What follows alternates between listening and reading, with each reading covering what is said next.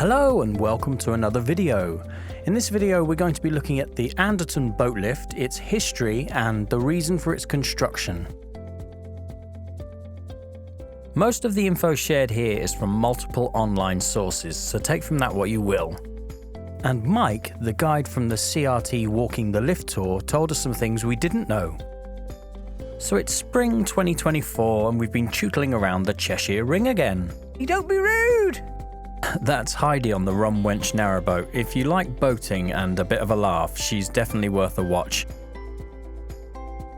So let's head on over to the Anderton Boat Lift. There's some interesting features along the way, like this tunnel, one of many between the River Mersey and our subject matter of the day, and that's the Anderton Boat Lift. The boat lift is a unique structure that has connected the River Weaver and the Trent and Mersey Canal for over a century. It's situated 25 miles southwest of Manchester. It's also a similar distance from Liverpool. So here we are, and that's the entrance to it on the right-hand side. Let's head on down it. If you're interested in going to the lift, you can turn up and go to the museum via the canal on foot. The museum's free entry. Or you can go on a trip boat, which is hosted by the Canal and Rivers Trust. It takes you into the lift and down to the Weaver. So let's delve into the reason for its construction and the history. So up first, let's look at the reason for its construction. And it is, you guessed it, yet again, the Industrial Revolution. There were many industries in the Anderton area, old and new, and the advancement of technology saw the main industry in the area skyrocket. And that is salt. Extraction from salt beds beneath the Cheshire Plain has been going on since Roman times, and that's definitely been the case here in Northwich. Here's an interesting thought. In all of these place names, such as Norwich, Droitwich, Middlewich, Nantwich, Leftwich, and also in the case of our subject matter, Northwich, salt resides under their land. Not sure if all towns with wich included are salt towns, as there are many conflicting opinions online. So make your own mind up. Northwich is well known for its salt. Its extraction is the lifeblood of many businesses in the area. Rain seeps into underground salt seams from higher ground.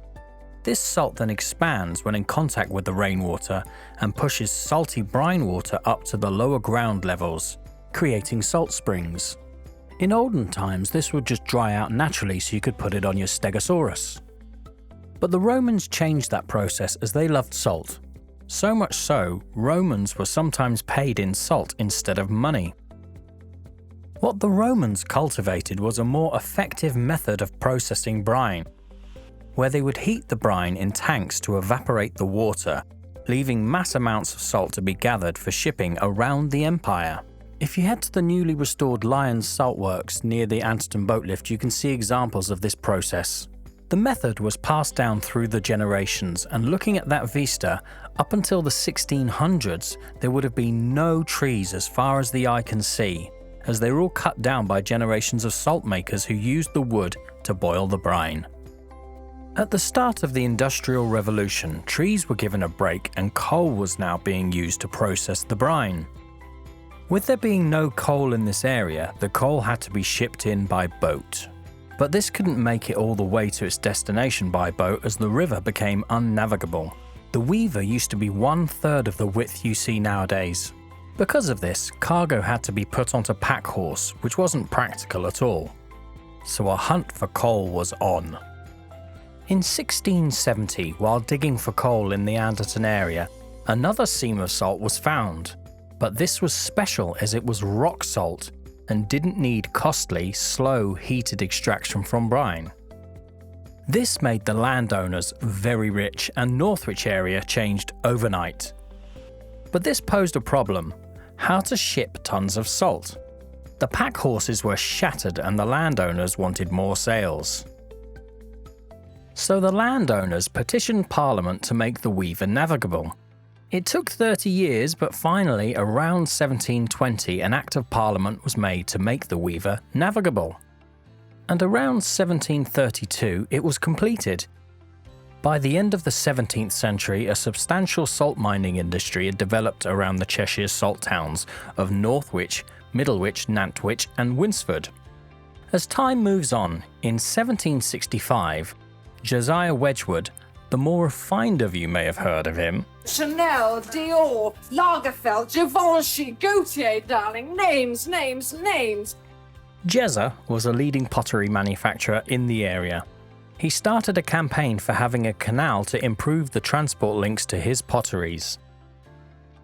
The powers that be agreed, and James Brindley was appointed as engineer. The Trent and Mersey Canal was constructed and then opened in 1777. It provided a second transport route for goods to the River Mersey and off to the world's trading market. Parts of the Trent and Mersey ran close to the Weaver Navigation for a portion of its length, but it extended further south to the coal mining and pottery industries around Stoke-on-Trent. Rather than the River Weaver and the Trent and Mersey competing against each other, the owners of the two waterways decided it would be more profitable to collaborate. In 1793, a basin was excavated on the north bank of the River Weaver at Anderton. This brought the river to the foot of the canal's bank, which was 15 metres up. And this is where the Anderton site began, before the lift was installed. The basin was built to give the Trent and Mersey canal goods a faster route to the River Mersey and off to sea. The journey to the Mersey via canal was much slower and hindered by many tunnels and locks. Anderton Basin at this time wasn't the best transshipment hub. Rudimental facilities were built to shift goods between the two waterways, including 2 steam cranes, 2 salt chutes, and an incline plane for delicate items such as pottery. The last remnants of one of the original salt chutes is found here.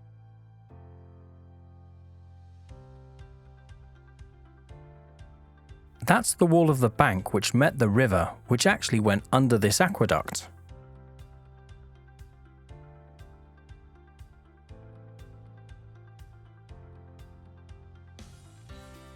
Take a look at this map. There's the boat lift, and there's the river going underneath it. This was later filled in to make use of the land, but a short dock, as seen here, was left. Many years on, this was also filled in, but Mike from CRT tells us it's suspected when this arm was filled up, they left boats in the bottom. There's visible signs of this at the point between spring and summer when the grass dries out. Mike says you can see the outlines of the boats in yellow wilting grass as the sun dries out the shallow soil above them. Anyway, back to the chutes. They were like those you see here. There would have been an elevated walkway above for the unloading of this salt down the chute. These stone outcrops here could have been the supports for this structure, but that remains unverified. What do you think? Mike went on to tell us the chute was a fantastic way of transloading salt, but sadly not so good for pottery. So using this method of transshipment, they kept muddling through, and by 1870, the Anderton Basin became a major interchange for the transshipment of goods in both directions. Shipping out of the Trent and Mersey, you'd have items like pottery and, did I mention salt? Going up onto the Trent and Mersey, you'd find clay from Cornwall, the white porcelain type, flint from Kent, and also coal. Lots of coal for those stinky mills. But the working method continued to be time-consuming and costly. The trustees of the Weaver Navigation decided a better link between the two waterways was needed. Something that would allow boats to pass directly from one waterway to the other. A flight of canal locks was considered but disregarded, mainly to the lack of suitable site. Locks would also waste too much of the Trent and Mersey water, and a thing I hadn't considered until chatting with Mike. Using locks would still create a bottleneck with boats queuing for the slow-moving locks. This would be as bad as waiting for your slot to go through one of the many tunnels on the Trent and Mersey.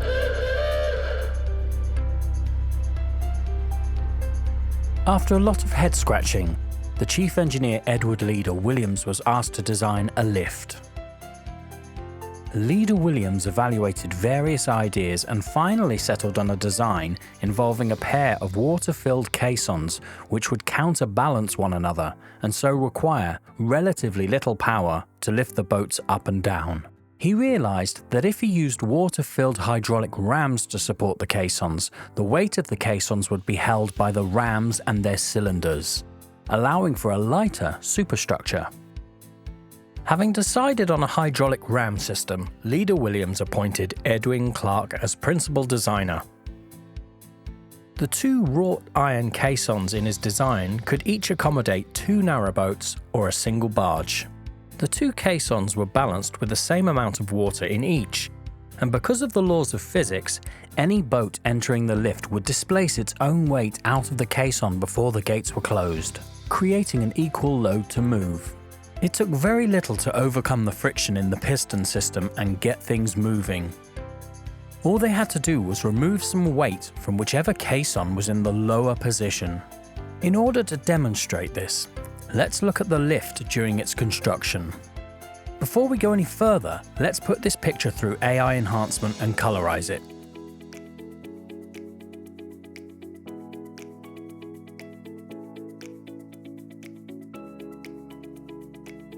Okay, for this demo we'll need to send that caisson to the top.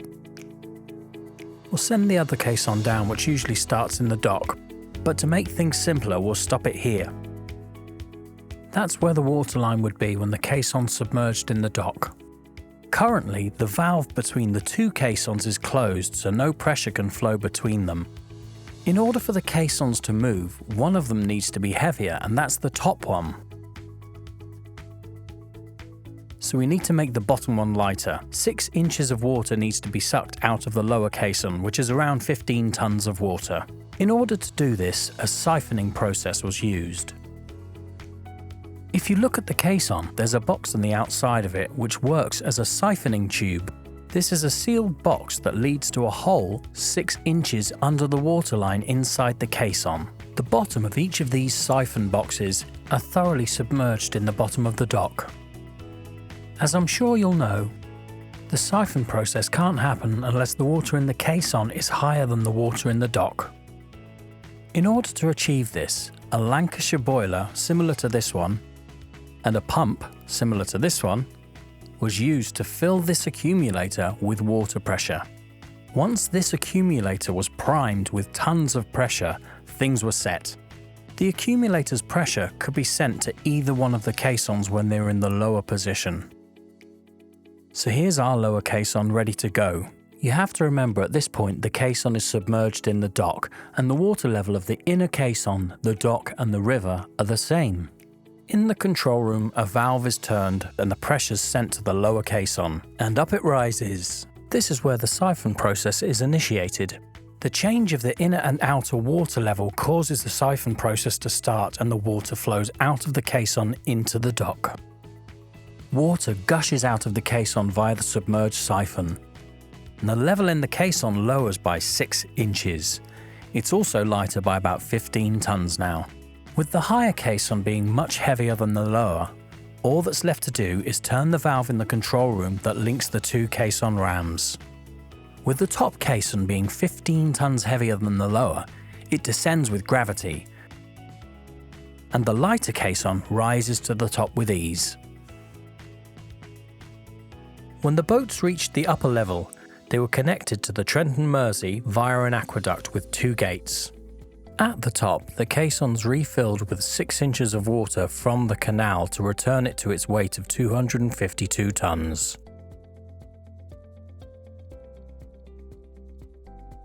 The hydraulic-powered Anderton Boat Lift was officially opened to traffic on July 26, 1875. For the first 5 years, the boat lift functioned successfully, with the longest closures occurring during the cold winter months when the canal froze over. But 7 years in, the lift started to suffer from corrosion.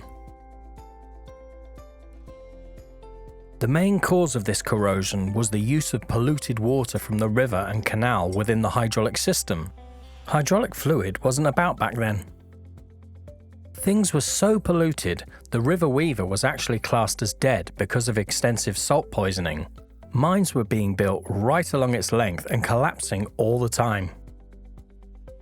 An eerie example of this is outside the Lyons Salt Works. It happened in 1907. Take a look at this picture. This breach was caused due to the collapse of the Marston Hall mine, which lay under the canal at that point. It's 28 acres of caverns, 110 yards below the surface. It had previously flooded in 1905 where the rainwater dissolved loads of salt. This caused subsidence and the breach you see here. As you can see in the photo, boats were sucked into the breach and horses were frantically detached from the runaway barges. To this day, one barge is still buried underneath the refill, as retrieval was deemed too costly. So with all this pollution, the piston being made of iron didn't help. They suffered extensive rusting quickly. The owners tried to solve the problem by using distilled water in its mechanism, which did prolong the life of the rams temporarily. Seals were inspected on a regular basis by sending smaller humans down these metal tubes you see here. These were extracted from the dock and used to surround the original rams.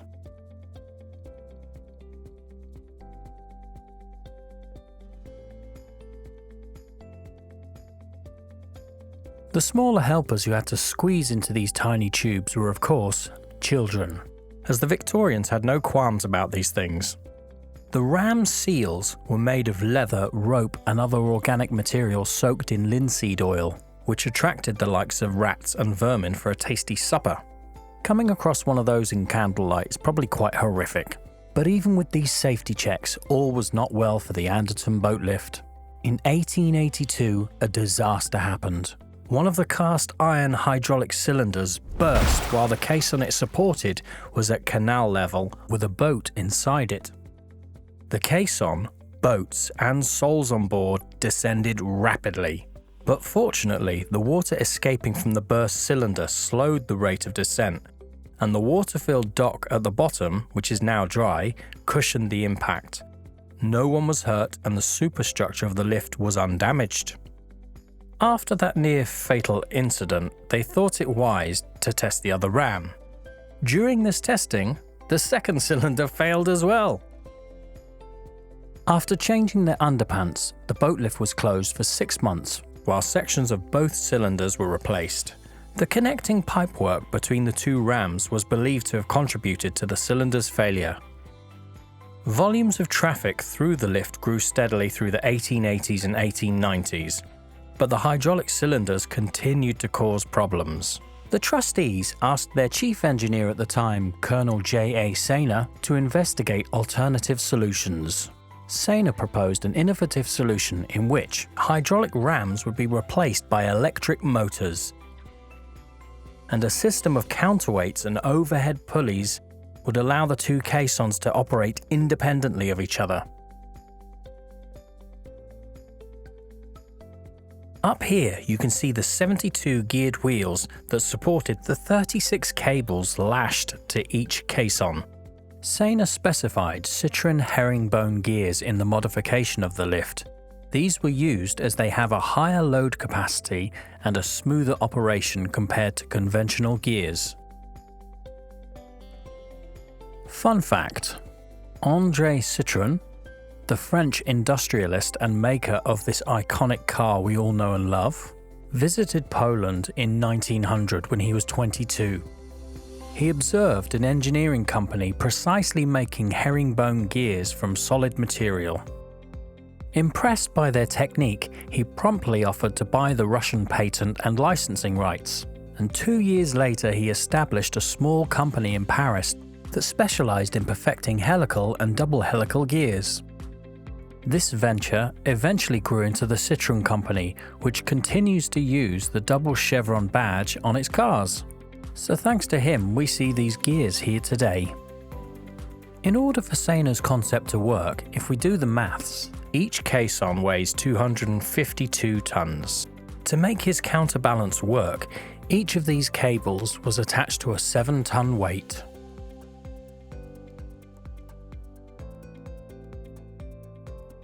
As the lift is listed and it's a heritage site, none of the items can leave the location, so when you wander around you'll see little artifacts all over the place. And because of this, you can see the weights on site yourself. And they've been made into a creative maze for the visitors.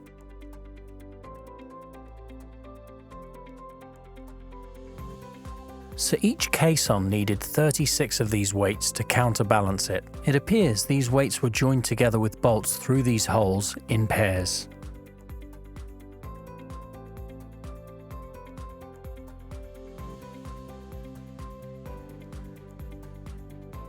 High above the river, around 80 feet, the mother grid can be found. But before this could be put on, the old superstructure needed modifications. In 1906, the lift was closed for 19 days, with crews working 24 hours a day. They reinforced the well and the footings either side, and additional superstructure was added to support the weight of the incoming gears and motors. This consisted of 10 steel A-frames, 5 on each side of the lift, which supported the new machinery deck 18 meters above the river level. The mother grid was fabricated on the riverbank in manageable segments, and the platform was placed on top of the existing towers.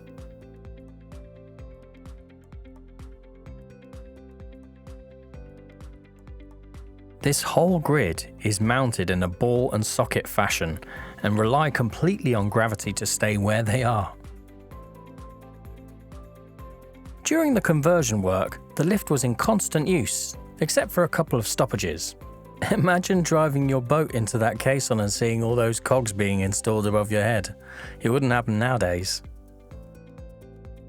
By 1908, the river gates were ready to be installed on the lift's dock. This converted the lower dock into a dry dock.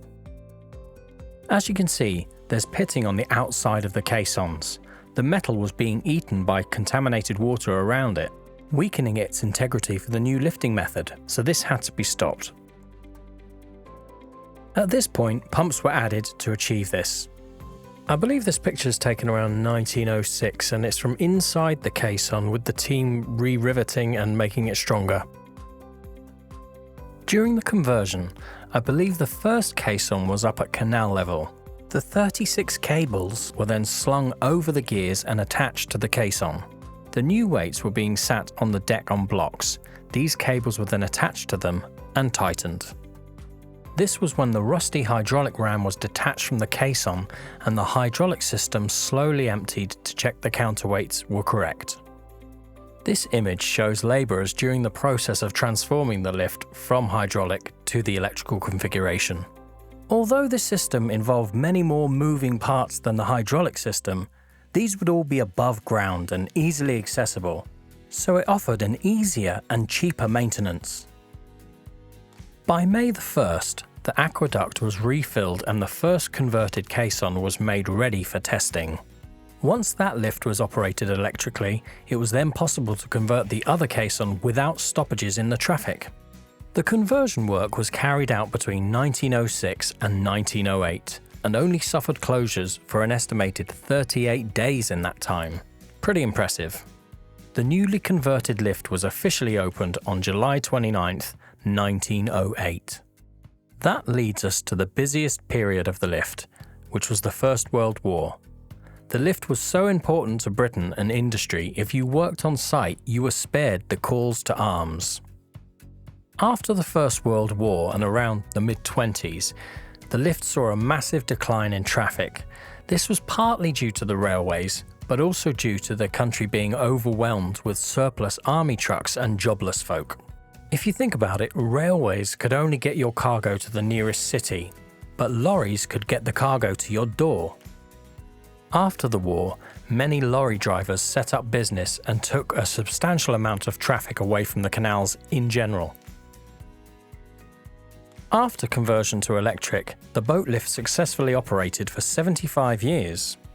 You can see from this footage here, on top of the lift there's a disused control cabin. During its prime, managing the electric lift required only one man and took approximately 10 minutes to finish a full cycle going from top to bottom. Presently, however, a team of no fewer than 3 individuals are necessary to run the lift, with each cycle taking about 30 minutes to complete. But that does give you more time to get your social media posts sorted. Let's take a look at the gear in this room, which Mike tells us was reconstructed in the 2002 refurb. Here's the handle which I think would operate the gates. So if we look at this picture here, you can see an electric motor which drives a shaft which goes to the pulleys. They're engaged and disengaged with those handles. Steel wire rope would wrap around these drums and go to the gates.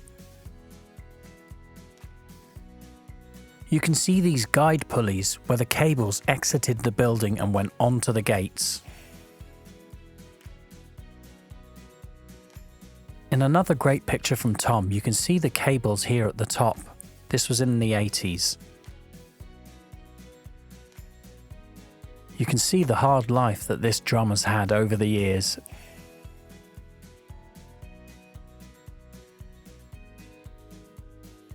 These items here appear to be motor speed controllers. I'm not quite sure which motors they'd have controlled, maybe you have an idea.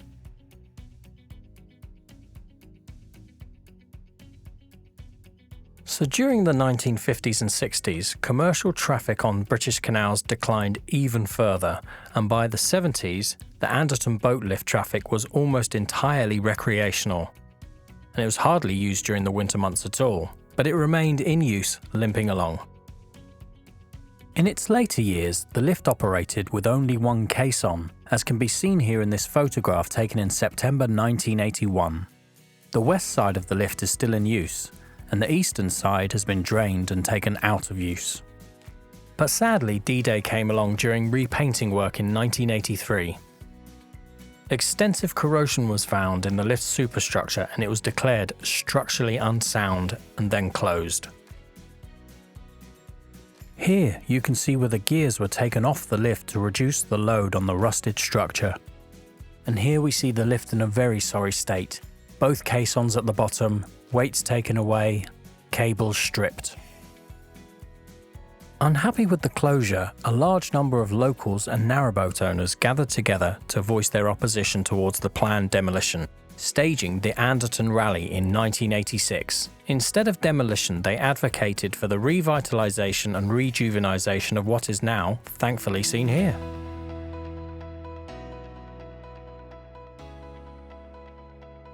With the reopening on the horizon, in the 1990s, British Waterways conducted preliminary investigations prior to launching a restoration bid. Initially, it was announced that they had intended to restore the lift to electrical operation. But in 1997, after a consultation with English Heritage, it was decided to restore the lift to hydraulic operation. Restoration started in the year 2000 and the boat lift was opened to traffic in 2002. The new hydraulic system installed during restoration uses hydraulic oil as its working fluid. It's less prone to rusting compared to water. To ensure the longevity of the hydraulic rams, they were refabricated and covered with a protective ceramic coating during the restoration, preventing corrosion and offering a much longer shelf life. With this new hydraulic system, the lifts can, when needed, be ran independently of each other. But this method uses a lot more power, and unfortunately you can't get both pistons all the way to the top as there's not enough fluid in the reservoirs. The Canal and Rivers Trust hopes in the following months more money can be invested into the Anderton Boat Lift, as these structures really do need a lot of upkeep. Apparently the Anderton Boat Lift is closing in 2025 for some upkeep and some upgrades, and we're hoping to go along and document some of the changes.